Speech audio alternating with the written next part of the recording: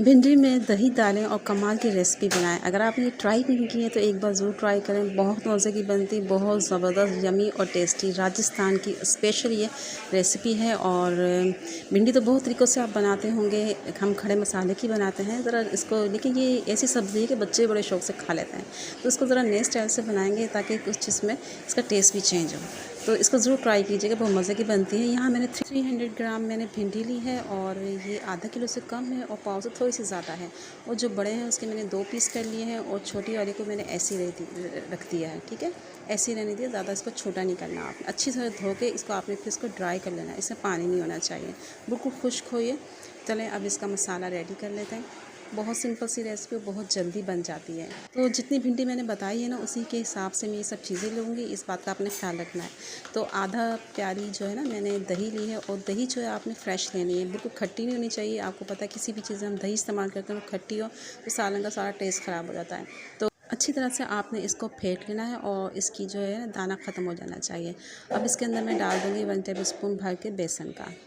बेसन से इसका बड़ा ज़बरदस्त टेस्ट आएगा और उसकी अच्छी सी ग्रेवी बनेगी थिक सी। और इसके बाद हम इसमें थोड़े से स्पाइसेस ऐड करेंगे। 1 टेबल स्पून मैंने पिसी हुई लाल मिर्च ऐड की है और जितनी भिंडी है उसके हिसाब से अपने और अपने टेस्ट के हिसाब से ऐड करनी है। थोड़ा सा मैंने नमक डाल दिया, हाफ़ टी स्पून से कम। और हाफ़ टी स्पून से कम 1/4 टीस्पून इसमें मैंने गरम मसाले का ऐड कर दिया है। इसके अलावा इसमें जाएगा 1 टीस्पून कुटा हुआ धनिया, बहुत ज़्यादा बारीक नहीं, थोड़ा थोड़ा मोटा है ना, वो मैंने फ्रेश कूट लिया है इसमें। तो अब आपने इसको अच्छी तरह से मिक्स करना है ताकि दही के अंदर ये सब चीज़ें जो है ना अच्छी तरह से मिक्स हो जाएं। बहुत सिंपल सी रेसिपी है, इतनी जल्दी तैयार हो जाती है। बहुत घुमा फिरा के मैंने नहीं बनाई है और बहुत कम टाइम लेती है। अब ये जो मैंने दही का मिक्सचर बनाया था, इसमें आपने हाफ़ कप पानी ऐड कर देना है।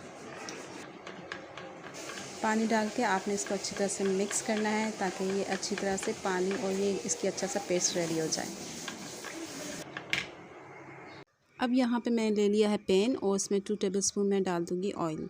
ज़्यादा ऑयल नहीं जाएगा इसमें, आपने थोड़ा सा लेना है बिल्कुल। और जैसे ही हल्का गर्म होता है इसके अंदर मैं डाल दूँगी भिंडी। भिंडी को हमने इसमें फ्राई करना है। जब भी हम भिंडी बनाते हैं, चाहे वो शोरबे वाली हो या दूसरी, या अगर आप मसाले वाली नहीं बना रहे हैं तो फिर इसको फ्राई करके ना इसमें डाला जाए तो बहुत अच्छा टेस्ट आ जाता है इसको। अच्छा, आपने ज़्यादा फ्राई नहीं करना है इसको, यानी कि ओवर कुक नहीं करना कि ये सॉफ्ट हो जाए। थोड़ा सा नमक भी डाल दूँगी, हाफ़ टी स्पून से कम, ताकि इसमें अच्छा सा नमक का फ्लेवर भी आ जाए।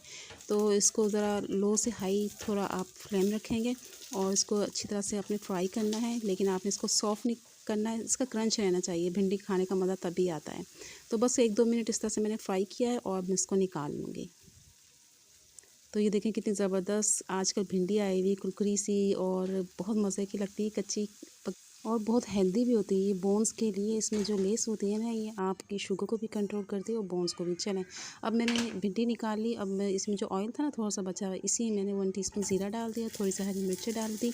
और हरी मिर्चों को ना आप बीच में थोड़ा सा कट कर लिया करें, क्योंकि ऑयल में अगर आप साबुत डालते हैं ना उसके छींटे बहुत आती हैं। तो हरी मिर्ची डालने के बाद इसमें थोड़े से 3 से 4 अदद मैंने कड़ी पत्ते डाल दिए। मेरे पास ड्राई रखे हुए थे, फ्रेश नहीं थे। अगर आपके पास फ्रेश है तो आप फ्रेश डाल दें। अब ये जो दही का पेस्ट बनाया था इसके अंदर मैं डाल दूँगी। तो इसको डालने के बाद इसको चम्मच चलाते हैं, थोड़ी देर मिक्स करते हैं और फिर आपने इसको लो फ्लेम पे, बिल्कुल लो फ्लेम पे कवर करके ना 3 से 4 मिनट के लिए रख देना और इसको पकाना है, ताकि जो बेसन है ना ये भी इसमें अच्छी तरह से पक जाए और दही जो है वो भी, और इसका अच्छा सा फिर एक फ्लेवर आएगा मसाले और दही और बेसन का। तो 3 से 4 मिनट के लिए मैंने बिल्कुल स्लो दम वाली जो आँच होती है ना उसके ऊपर रख दिया उसको। 4 मिनट हो गए पकते हुए। ये देखें कितना ज़बरदस्त सा ये ग्रेवी मसाला रेडी हुआ है। तो इसमें जो आपने भिंडी फ्राई करके रखी हुई थी ये आप इसमें ऐड कर दें। और अगर आपकी भिंडी अभी ज़्यादा हार्ड है, अभी थोड़ी सॉफ्ट नहीं है, तो आपने क्या करना है, इसको अब इसको इसमें डालने के बाद ना आपने बस 1 मिनट के लिए इसको कवर करना है, ताकि ये जितनी भी ग्रेवी है ना और इसके जो भी स्पाइसेस हैं ना भिंडी के अंदर आ जाएं। तो इसको हम दम पे रख देंगे 1 से 2 मिनट के लिए। 2 मिनट हो गए और ये देखें कितनी ज़बरदस्त मज़े की स्पाइसी, मज़े की चटपटी सी हमारी भिंडी की रेसिपी रेडी है बिल्कुल। इसको बॉयल चावल, खिचड़ी या फिर चपाती के साथ खाएं तो बहुत मज़े की लगती है। ट्राई ज़रूर कीजिएगा, इजाज़त दीजिए, फिर मिलेंगे। अल्लाह हाफिज़।